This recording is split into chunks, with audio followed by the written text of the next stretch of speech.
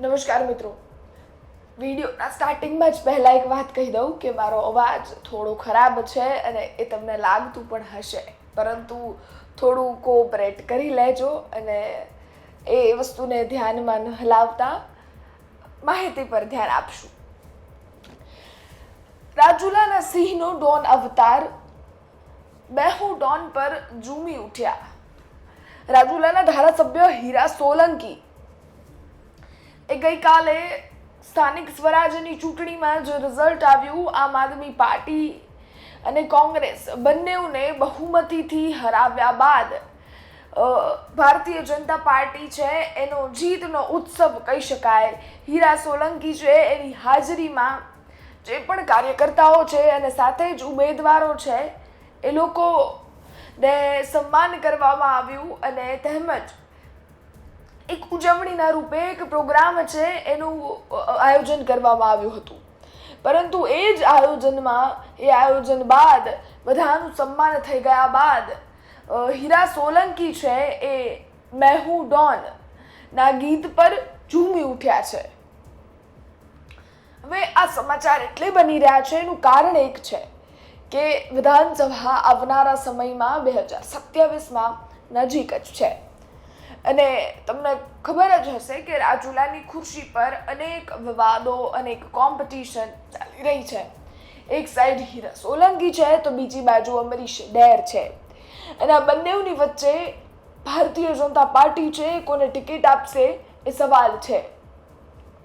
પરંતુ આ બધાની વચ્ચે જેટલા પણ કાર્યક્રમો આવે છે, જેટલી પણ જોવા જઈએ તો મોકો મળે છે, ત્યાં હીરા સોલંકી એ પ્રૂફ કરવાનું નથી ભૂલતા કે રાજુલામાં હું જ ચાહલું, કે હું રાજુલામાં મારી માટે રાજુલા એ ખૂબ સારી સીટ છે. અને ફરી એકવાર એ જ વસ્તુ જોવા મળી. આ જે સન્માન સમારોહ હતો એમાં ત્યારબાદ હીરા સોલંકી છે એ સમર્થકો વચ્ચે મેં હું ડોન પર ડાન્સ કરતા જોવા મળ્યા, અલગ જ અંદાજમાં જોવા મળ્યા. એનો વિડીયો તમે બાજુમાં જોઈ પણ શકો છો, બાજુમાં જોઈ રહ્યા હશો.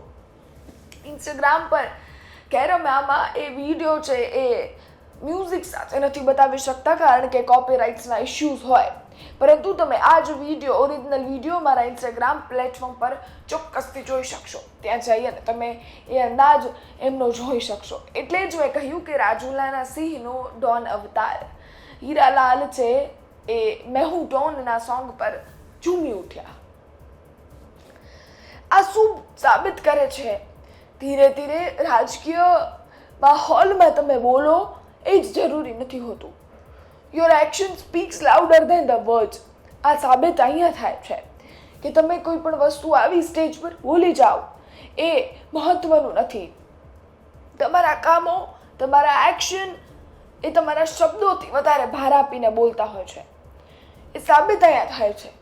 હીરા સોલંકીએ પણ બોલાયા કર્યા વગર મેં હું ડોન પર ઝૂમતા કહી દીધું કે રાજુલાની ખુરશી છે એમાં મારો દબદબો હશે, રહેશે. હવે આ ઘટનાને લઈ તમારું શું માનવું છે? મેં હું ડોન એના અંદાજને લઈ તમારું શું માનવું છે એ કોમેન્ટ ચોક્કસથી કરજો.